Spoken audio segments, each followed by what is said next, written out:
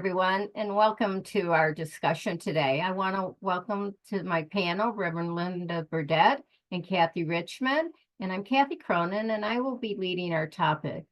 I'd like to take a moment for us to get centered and be able to be in the present moment. So take whatever it is that you need to do, shake off your hands, plant your feet firmly on the ground, anything that's going to allow you to just bring yourself into the present, to be here in this time. You've taken a moment out of your busy schedule to come in to listen to this taping, and we're so glad that you've joined us, and we are here to share our thoughts and open to hearing yours. So let's say a quick prayer. Dear God, we ask your blessings upon those who have joined us on the panel, that you will guide us with the wisdom and the knowledge, and that spirit of life surrounds us, that our light and love shines forth, and that we bring into each other a feeling of belonging, a sense of knowing, and the love of eternal life in God. Amen. So my topic today is about communication killers, and it was an email that I get. I've subscribed to Dr. Gary Chapman, who is the author of the 5 Love Languages. And I did a webinar with him. And so I get these emails from him periodically with some topics that he talks about. And this one I thought was a very interesting one that I wanted to share. And I'm going to go over, in case people are not familiar with the 5 love languages, I'm just going to briefly cover that they're, that each of us have a different love language, and it's knowing what our love languages helps us to know how we feel fulfilled. And so the 5 love languages are words of affirmation. We're the type of person who needs to hear positive things. We need to feel validated. And it's like, that's very important to us.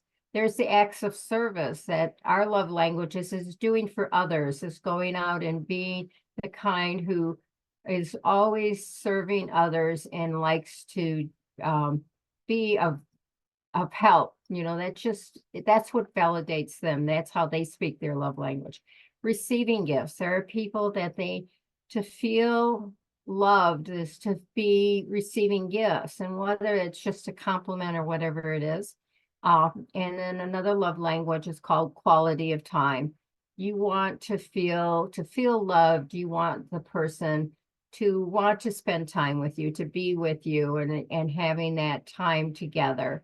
And then the 5th love language is physical touch. You're the kind that likes to take somebody's hand, pat them on the back, just having that physical closeness and being able to experience. So those are the 5 love languages that he writes about. And I highly recommend, if you get a chance, to get hold of his book, The 5 Love Languages, which goes in more depth.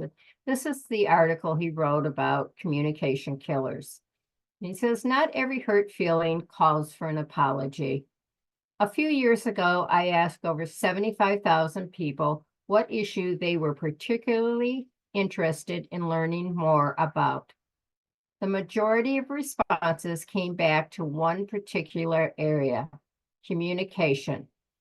You've most likely experienced at least some sort of breakdown in your communication with a loved one or friend. What is it that kills communication in so many relationships? Is it boredom, ignorance, indifference, genetics? While these may be legitimate excuses for a lack of communication, they don't solve the problem of a relationship that is growing more distant with every passing day. You see, you'll never grow closer without communication. If you find communication between you and someone you care about dwindling, here are a few steps you can take to reverse the trend and begin the journey of growing closer. Talk about your communication patterns. Is the person with whom you want to draw closer mutually interested in growing the relationship? If so, discuss areas that may need work and how you can both intentionally take steps to improve your communication patterns.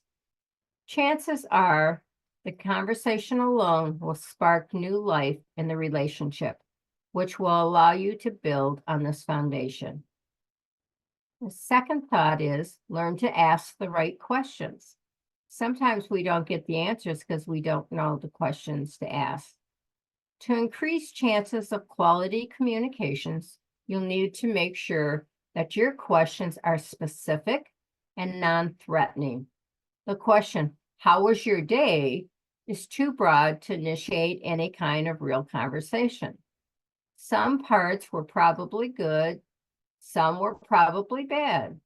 Average them together and you'll likely get the ever popular "fine" as a response.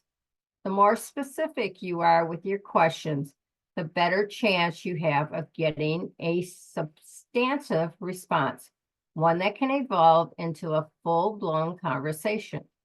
Curiosity is the catalyst for growing relationships. And the third point he brought up was look for common interests. Maybe communication is lacking because you don't have enough to talk about. If your personal interests differ significantly from the person you care about, you may not have enough common ground between you to support frequent communication. If you can't find common ground or interest, look for areas in which you can develop some. Make an effort to learn about the things they are interested in. Not only will it give you things to talk about, but it will also demonstrate to that person the lengths you are willing to go in order to improve your communication. May you find greater intimacy with all those you care about, and may these tips set the stage for the type of healthy communication patterns that sustain it. So he also has a few books that if you're having a hard time coming with the questions for conversations, he has a couple books that he recommends in this, and one is 101 Conversation Starters. So each book is filled with easy to use prompts that will spark fun and lively conversations at the dinner table. So if you find you're a person that has a hard time carry on a conversation, this might be beneficial for you. So I want to open this up to the panel to share their ideas of communication killers or of these suggestions, how they help in their lives. So who would like to share next? Well, I can definitely go communication killers. I feel like when you ask a question, be open to whatever their answer is. Don't try to propel it or change it or get your feelings hurt by it. I ask for absolute feedback. If I'm doing a talk or a presentation, I don't want you to say, "Oh, yeah, that was really great. That was really terrific." I mean, that's wonderful if you feel that way, but nothing in that is going to help me be a better speaker or present my topics. When I ask you, please give me honest feedback. How was my presentation? If you tell me, I really like the way that you made eye contact with the audience. I felt like you really could have been clearer on what your topic was. You talked about it without defining it. This is information that's going to help me be a better person. But if I ask you and you tell me that, and then my feelings get hurt, what do you mean? I was very clear on my topic. That isn't helping the conversation either. So for me, it's mean what you say and say what you mean, and then fully listen to the other person to really understand what they're telling you. It's been my experience that very rarely does someone give you feedback with the intention of hurting you. And if they do, that's really more about them. And I would ask myself, wow, what did I trigger in that person that they gave me feedback like that? And I may even ask them, what did my topic bring up for you? I think the most important communication skill is to ask clarifying questions.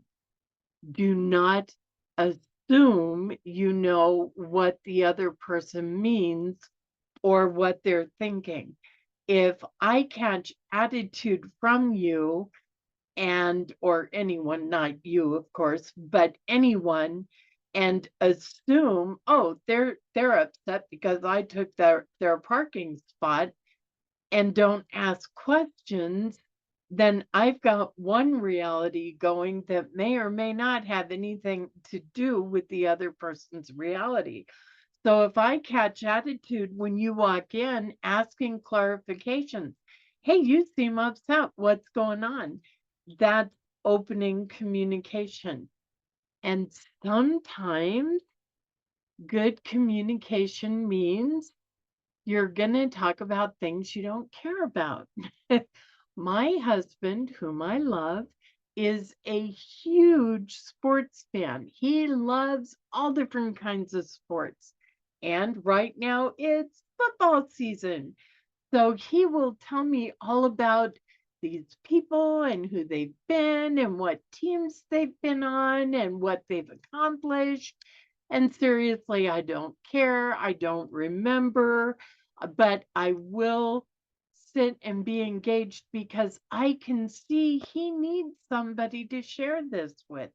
This is important to him and it matters to him. So I'll sit and listen, and at some point he'll say, thank you. I know you don't care.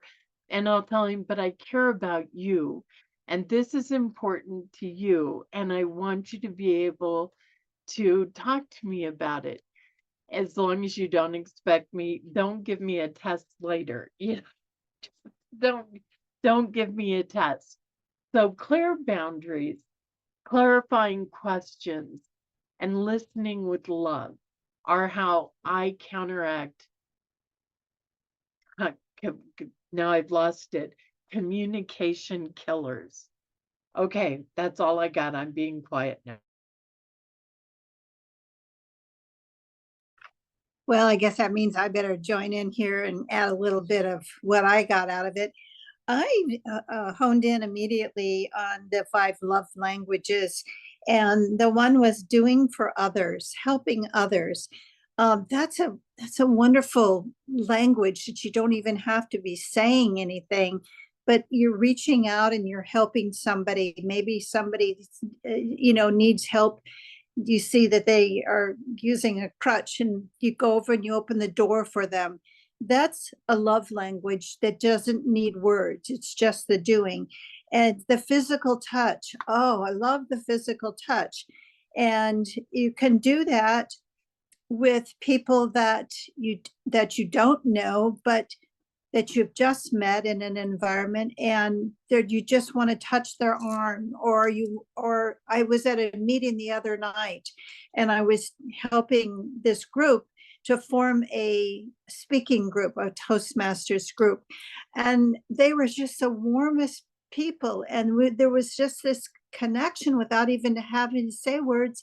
And when I left, they each stood up and they wanted to give me a hug, and that to me was a beautiful form of communication. I think the other thing is, you said not every hurt calls for an apology. And I thought about that, and I thought, that's true. Somebody may have said something about, well, your hair is different than you normally wear it. I think I like it the other way. Well, I might be offended, but it doesn't call for an apology. They're just being honest and they're communicating. It's probably a language or a conversation killer, because they're probably not going to engage with them. And you talk about the different steps and asking the right question. And I find that this, particularly with children, it's it's a challenge with a child to know what to talk about. And at this meeting the other night, there was a little girl and she came over and she talked. She said, are you talking here tonight? And I said, yes. And she said, oh, well, I'm going to listen. And I said, well, how old are you? That's the first question you ask. And and her mother was there and her sister was there. And she said, well, I'm 8. And do you know, she said that I have 7 brothers and sisters. And I'm thinking, wow, her mother doesn't look that old. And she says, yes, but she said, my brother, 2 brothers, they live in Michigan. I said, well, who do they live with? Well, they live with their mother. And I said, oh, okay, so you have this, they have the same daddy. Yes. And so then I could get into communication with her. And then I said, well, where do the others live? And she was so talkative. And we just had this adorable exchange with an 8-year-old. And so I think a lot of times it's knowing the right questions to ask at the right for the right age that you're of the person you're talking to. So I loved that, and I would like to get that book because of the 101 ways, or I forget what it was that you said, Kathy, but I would like to read that book because I think that being able to communicate better and the different forms of communication, you know, is interesting when we were watching some of the televised things on the debates, and it wasn't the words, it was their eyes, it was the way they were looking with their eyes or the expression on their face.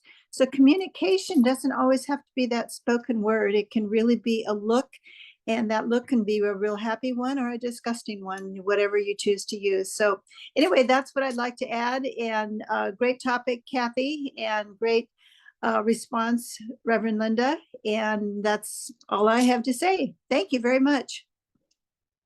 Well, thank you both for giving us your input on this. I immediately took it to the panel after reading this thing because I thought about that I would bring in my ideas of communication killers. And, you know, some of them is the fact that you both brought up about listening. It's really important to listen. And so often a communication killer is interrupting somebody when they're talking, you know, and sometimes it's like they're talking, but you need clarity. Like, am I understanding what you just said? But now you've interrupted them. So that can be a killer in a conversation. And some of the other ones that are like my communication killers is that they're not hearing you. You know, you're talking, but they're thinking their own thoughts and their own ways. And so it's sort of like, yeah, that's not what I said to you. And, you know, it's sort of like, why did I even waste my breath? You know, it's sort of that aspect of those types of things. And then some of the other times is defensiveness. You know, person starts to talk, they're talking about how they feel about something, and that other person becomes defensive, and that sort of kills communication aspect. And I'll share a personal one. I just celebrated my birthday, and I was talking to my husband about something we were going to do for my birthday. I love to do the San Diego Harbor cruises. Just such a nice a dinner cruise. You go out on the harbor, you watch the sunset, they have music and dinner, and I just really enjoy doing it. And since my birthday was on a Friday, when my husband works, he gets up at 3 a.m. to go to work. And so we were talking about doing this on Friday night after he'd gotten up at 3 a.m. And I said, you know, this cruise is going to start at 7:30. It won't be over till 10. I said, you're going to be absolutely dead tired. I said, it would not be enjoyable to do this on your work day. And so it was sort of like, I think maybe we should consider something else, that we're going to like go out to dinner somewhere, and, you know, rather than do this event, that things. And immediately he became defensive and going, well, you're blaming me. And it was sort of like, no, I'm just being very considerate of the circumstances. And it's like that defensiveness in it tells me that somewhere along the line, communication killers are there where they, you know, he feels that he's on the defense. And that's sort of like trying to look at those things. So those are aspects of some of, these are my opinions and in my personal life that I see as some of the communication killers. And I love, the questions. Are you asking the right questions? Like, how was your day? And people go, fine. I recently heard someone talk about if you ask somebody, how do you feel? Most of the time you get an okay. They said, change that question to, are you well today? And then they may talk about, well, you know what, I got up late this morning or whatever. They'll go a little more in depth rather than, how do you feel today? Well, fine, or, it's sort of like, is like asking, or are you having a good day today? So it's sort of like, yeah, asking the right question. And Kathy, I like how you shared, like with a young person, like being able to, how to engage them in that conversation and finding it interesting. So I'm sure each of us, everyone that's listening to this have circumstances that are communication killers for them, where they basically sort of say it's not worthwhile talking to you. But then that ends, if you start to do that, you start to end a relationship. So focus on finding, is it worthwhile talking to you? How do we make it worthwhile having this conversation and doing, engaging in each other's lives and being open to it? And communication is, they always say the biggest thing in a relationship, whether it's a marriage, family, children, is being able to have communication, is knowing where they're at in their life and that they feel comfortable coming to you. If you're the kind that immediately gets triggered by something they say, then that's going to start breaking down the communication. So those are the killers along the way. And, he has some very good points on how to change it around and, just sort of looking at how do we improve our communication is, am I saying this in a way that I'm going to kill this conversation? And how can I make this an engaging conversation? So anybody else want to add any more to my little comments before we close? Well, I want to thank everybody for taking time out of their schedule and joining us. We really look forward to hearing from you. We love to hear your comments and your input. And then please, if you like this, give us a thumbs up. If you didn't, we'll take a thumbs down. That helps. That's communication to us too. It's like, no, I didn't like this topic at all. And then share with us your thoughts, what you'd like us to talk. And please, if you want to join our panel, you're more than welcome. It's just us. Think of it as tabletop conversation. It's like we just want to share what's on our hearts and with spirit guiding us. So we're always open to people joining us. And afterwards, if you stick through this to the end, they tell you how to communicate with the church to let them know. And they'll reach out to us and we can, invite you to be a part of our panel. So if there's nothing else, I just want to say, a little blessing that, may you be blessed with an openness and friendliness and loving conversations with those that are in your life who are important to you, that you let them know how important they are to you and that you can share this time together in your open communication. So have a blessed week and may God be with you all the time. Thank you for joining us, and let's stay connected and grow in spirit. We are on Facebook. Search for Unity Church of El Cajon and follow us and like our posts. You can reach us on YouTube at Unity Church of El Cajon. Please subscribe to our channel, watch our videos, and leave comments which can help us improve. We are on the web at unityofelcajon.org. Email or call our church office to receive our weekly newsletters, which lists all of our activities and opportunities to learn and grow together.